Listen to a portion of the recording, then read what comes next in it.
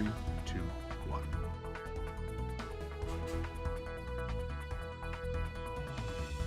Power to change this country is in your hands. We have made America strong again. Election day is finally here. Millions of Americans have already voted, but President Trump and Joe Biden are making a final push for votes.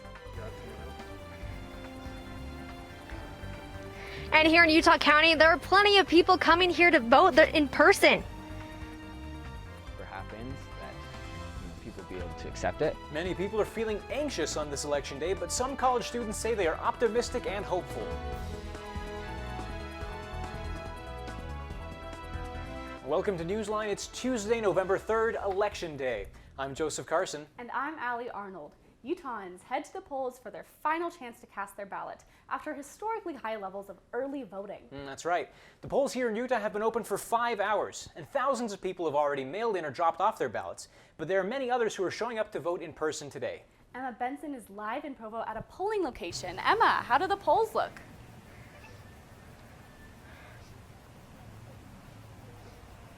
Well, Allie, I'm here at one of the Church of Jesus Christ of Latter-day Saints buildings in Provo, which is being used as today's polling location. And as you can see behind me, there are people coming in and out of the building in order to vote here in person. There are cars coming all the way out of the parking lot. There's rows and rows of cars, plenty of people coming out to vote today.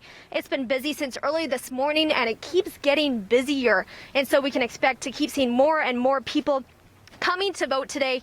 Now, I'm here with someone who just voted, or a poll worker? Poll worker. What is your name? Tyler. Tyler, nice to meet you, Tyler. And tell me, have you been a poll worker before, and what is your role? This is the first time.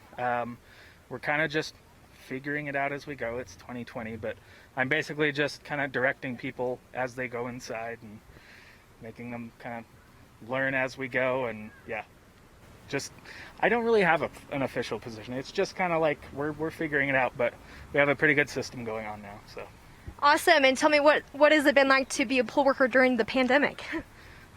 Different, I guess. I've never done it before, so I'm sure it wasn't like this every other year, but hasn't been too crazy. Just a mask is really about it. Great. Well, thank you, Tyler. Appreciate it. Yep. Now we'll tell you coming up in a bit, we're going to talk with Amelia Powers Gardner, who is, it looks like she's here now. We could bring her in. Amelia is the county clerk, and she's going to tell us more about what's been transpiring today. Now, Amelia, I'm sure this is the busiest day of the year for you. Right, this is the busiest day of my 4-year term of office. I'm sure. And we've been waiting for this election for 4 years, right? And it's super historic, not only because we're in the midst of a pandemic, but also because of voter turnout. I understand that we've already broken the record for Utah County voter history. Is that correct? Yeah, that is correct. I just ran the numbers. We're at about 219,000 voters right now.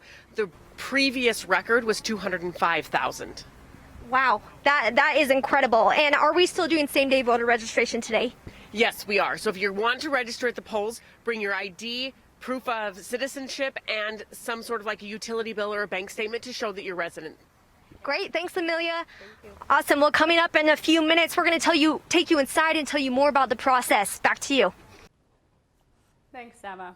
Both President Trump and former Vice President Biden are making a final push for votes in crucial swing states. But now, the final day of the 2020 presidential campaign is coming to a close.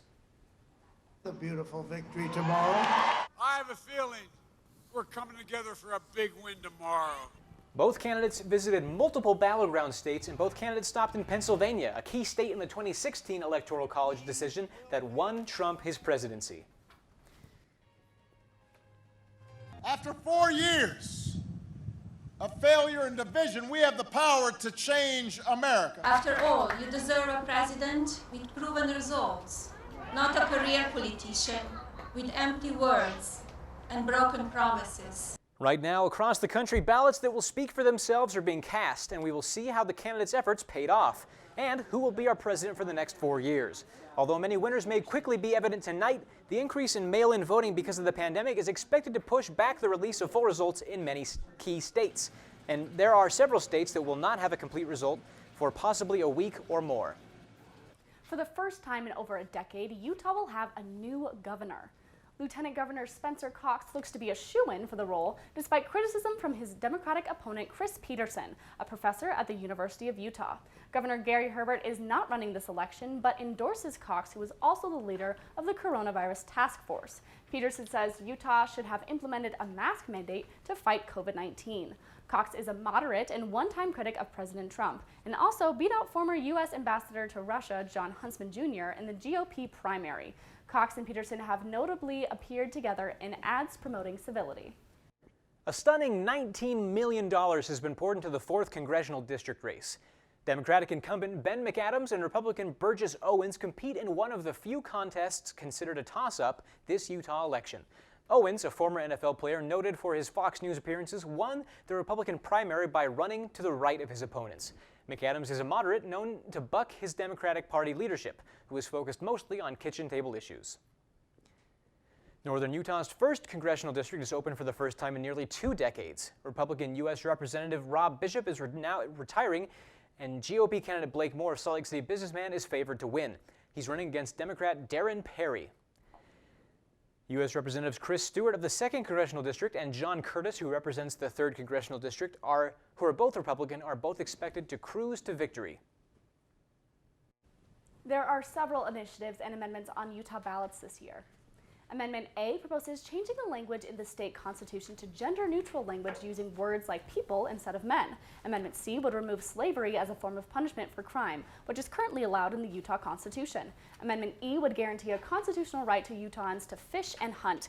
And the controversial Amendment G claims to expand the use of income tax to include social services for children and individuals with disabilities.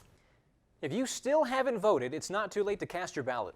Go to the website vote.utah.gov. If you need information on candidates, issues, or amendments, click on this button. Click here to find out where and how to vote. You can vote in person or drop your ballot off at a drop box. Do not mail in your ballot, as it will not arrive on time and will not be counted. The polls are open until 8 p.m. tonight. If you are in line by 8, you will still be allowed to vote. Ballots must also be in the drop box by 8 p.m. as well. If you've already voted, you can track your ballot by clicking on the envelope icon. The election results later tonight. To see the election results later tonight, scroll to the bottom of the page. If you need a lift to get to the polls, you can take a Utah Transit Authority service or a green bike for free all day today. Don't forget that face coverings are required on all UTA services, and check their website for what stop you need to take to get to the polls. All Salt Lake City residents will also be able to ride green bikes for free during the 24-hour period by using the promo code 202020 at any green bike kiosk. Riders can take as many as 30-minute trips as they want during the 24-hour window. Despite the political divide in the country, many students at BYU still find ways to speak up about their political views either on social media or with honest in-person conversations.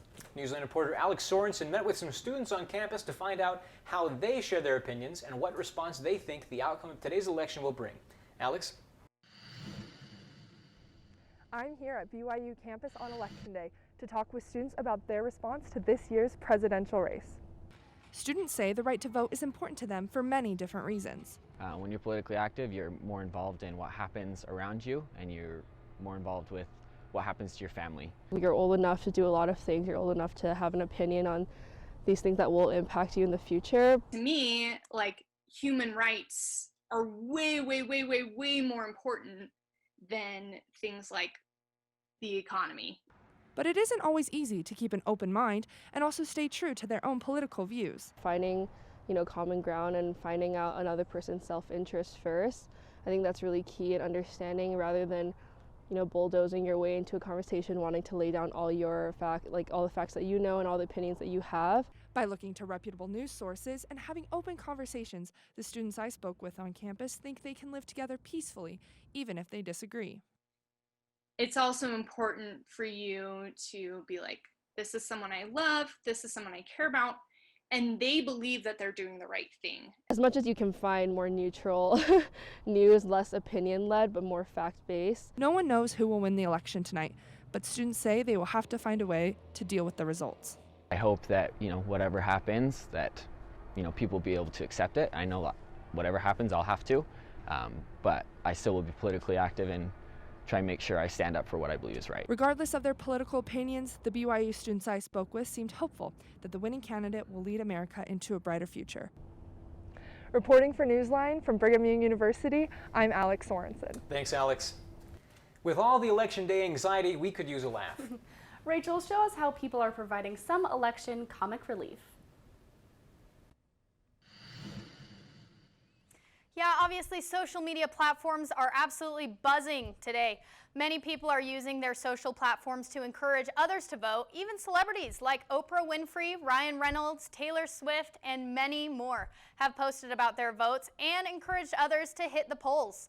Some are also posting election day anxiety tips like avoid ruminating on worst case scenarios, setting media consumption boundaries, and creating a plan to get through the day. Others are using humor to relieve some election day stress. One user shares, if I vote but don't post that I voted, will my vote still count? Asking for a friend. I personally love all of the I voted posts. I think they're great. Hulu Vote has posted a series of these movie posters that say, vote, your favorite show can wait, your vote can't. Sarah shares this Mean Girls meme that says, on November 3rd, he asked me what day it was. It's election day. And she says, Mean Girls meme for election day. Pat says, me laughing at all the election memes versus me thinking about the election. And finally, we have the Instagram account When We All Vote posted this Power Rangers meme that says, mask, water, pen, ID, phone, me at the polls. If you haven't already taken the time, make sure you take the time to vote and take care of yourself. Back to you. West Valley City Police released videos of their canine incidents. Stop fighting, the dog will stop. Stop fighting, got him. We'll tell you why the department is making the videos public. And we can fight the virus of contempt with kindness. The skyrocketing number of coronavirus cases in the Beehive state are causing concern for many people, why one expert says we should respond to COVID with kindness.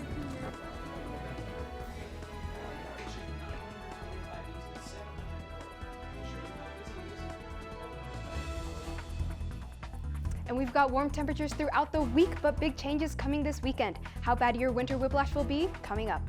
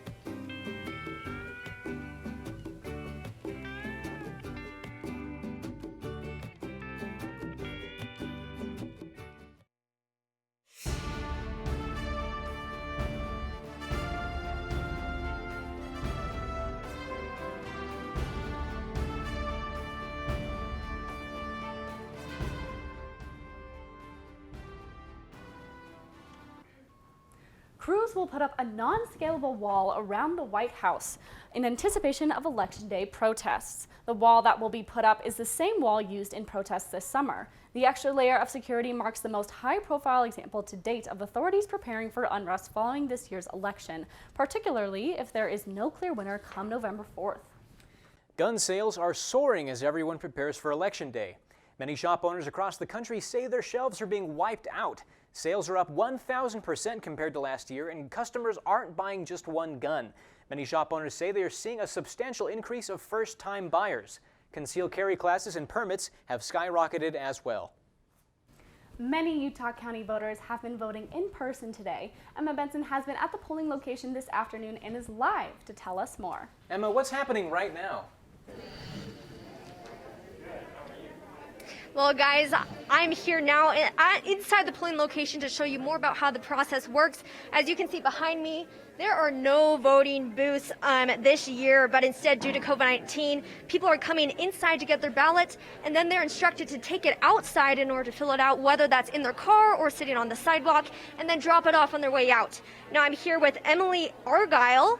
Come on in, Emily. This is also her first time being a poll worker. Now, Emily, have you been here all day? We've been here since 6 a.m. Wow, that is a very long day. And what has kind of been your responsibilities today?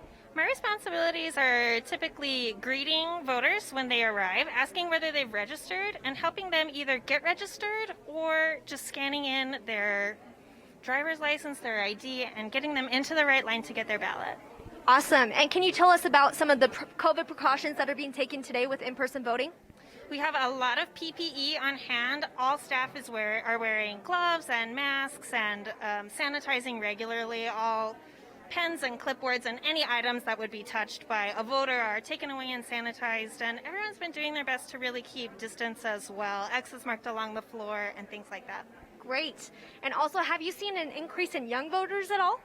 We do have quite a few first-time voters. We are in a college area, and so we're seeing a lot of people actually register on site who maybe typically have their addresses at a parent's house out of state, but we're seeing a lot of first-time Utah County voters today.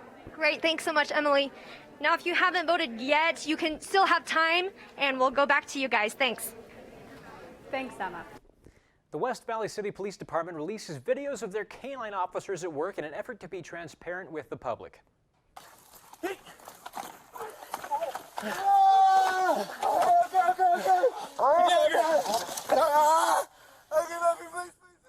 The videos show the canine officers in action during different incidents over the past 3 years. The videos show the canines helping officers catch and arrest suspects.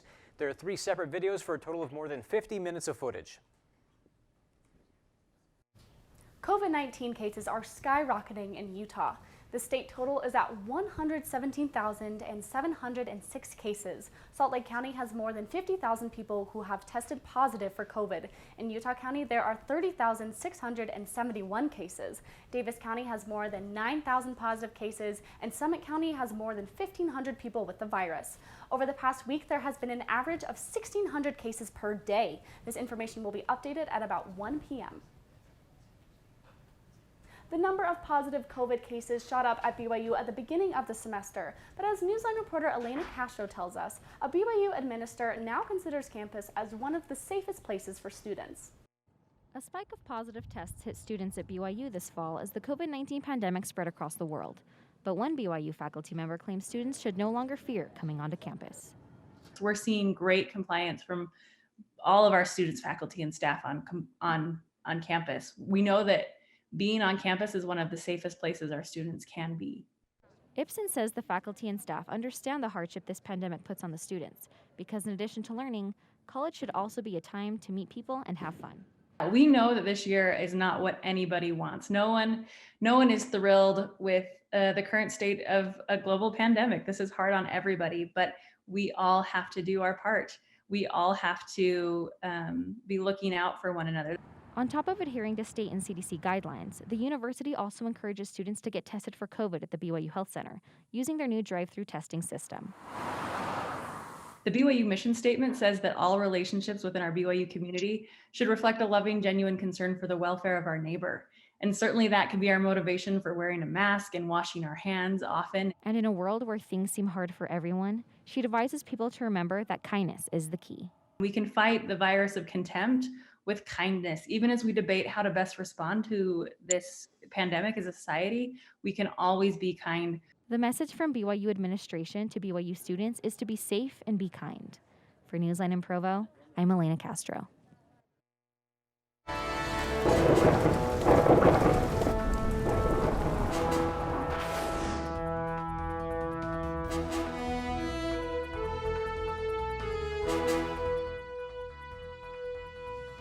Now this is footage we received from a local station in Honduras showing us the rain that's unfortunately the calm before the storm. The Category 4 Hurricane Eta is expected to make landfall in Nicaragua on Tuesday, according to the U.S. National Hurricane Center. The cyclone will mostly cause storms, catastrophic winds, floods, and landslides in the area. Now luckily here in Utah we are experiencing the same warm weather that we had over the weekend, but unfortunately it's not going to be lasting for too long. As you can see, we've got a storm system coming in from the west that is going to be bringing us cooler temperatures. Now luckily today, like I said, that's not coming until later this week, so you're still getting nice temperatures that are in the upper 60s, low 70s. In Salt Lake we have a high of 69, low of 42. Here in Provo we have a high of 70, low of 35. Wendover, with our coldest temperature for the day, is a high of 61, low of 35. Now you can see northern Utah is sticking with those upper 60s temperatures, and in southern Utah we are getting more of that low 70s. We have Richfield with a high of 71, low of 39, Moab with a high of 72, low of 45, and St. George with a high of 78, low of 51. Now that 5-day forecast in southern Utah is going to be warm for your first half of the week, but it will be cooling down, getting all the way into 55 and 47 degrees with some chance of rain. Southern Utah is cold, but we're going to be seeing it getting even colder in northern Utah, with your temperatures that are going to be looking the exact same, except you're going to be getting all the way into the 37s, low of 19. So make sure you're prepared because winter is coming. Back to you. Temple Square offers a COVID-safe Christmas concert this holiday season, online. We've been asked by our leaders to think about Christmas and how we could still approach it and create some events even if they weren't in person. We will show how the church is keeping their Christmas tradition going this year and how it will change. The federal government will remove gray wolves from off the endangered species list. Find out why this decision is causing concern here in Utah.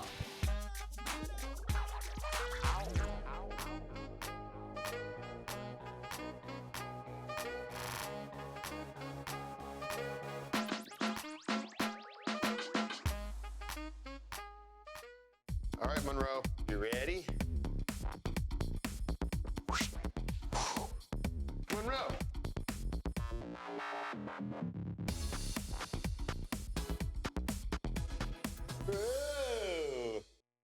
The forest is a whole hidden world of wonders. What better place to let your imagination soar? Experience nature and create a memory you can share. Visit discovertheforest.org to find a forest or park near you. There are 16 million children struggling with hunger in America. This is a serious problem, but one we can solve. Visit feedingamerica.org to help. Together we can solve hunger. Together we're feeding America. Gray wolves will no longer be listed as an endangered species. This decision has left some experts concerned for their future. Newsline's Ryan Trapp tells us why. Ryan? The federal government will be removing gray wolves from the endangered species list. This action, while supported by the local state governments, has had many wildlife experts concerned for the future of the species. The concerns for conservationalists is the lack of protection wolves will now be under. There is no protection for wolves. They are identified as vermin within the state, even under state legislative law. And so I'm not sure that we'll see wolves ever recover in places like Utah. But some experts believe that the real issue lies with many regions no longer being compatible for the wild animals. It's Utah 2020. It's got farms, it's got ranches, it's got roads, it's got hiking trails, it's got picnic grounds. You know, we all wish that our primitive Utah were here, but it's not. In regions such as Utah, Dr. Smith says that there is simply no way to find a proper cohabitation with humans. They're going to end up getting shot, trapped, killed, involved in human conflict. I mean, there's no good going to come out of that. The policy changes will go into effect 60 days from now and will be applied to the lower 48 states. The only exceptions will be for the wild Mexican wolf, which will remain on the endangered species list. This is Ryan Trapp reporting for Newsline. The coronavirus may take away a lot of social and outdoor activities that people enjoy during the holidays this year, but the Church of Jesus Christ of Latter-day Saints hopes to keep one thing intact: the Christmas concerts at Temple Square. Newsline reporter Brittany Sam tells us about the plan to uphold this holiday tradition.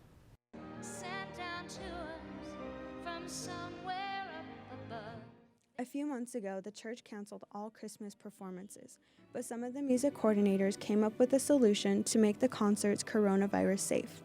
Instead of having in-person performances, the church will broadcast them on churchofjesuschrist.org throughout the Christmas season. In past years, 200 to 400 people in a week performed at Temple Square during the holiday season.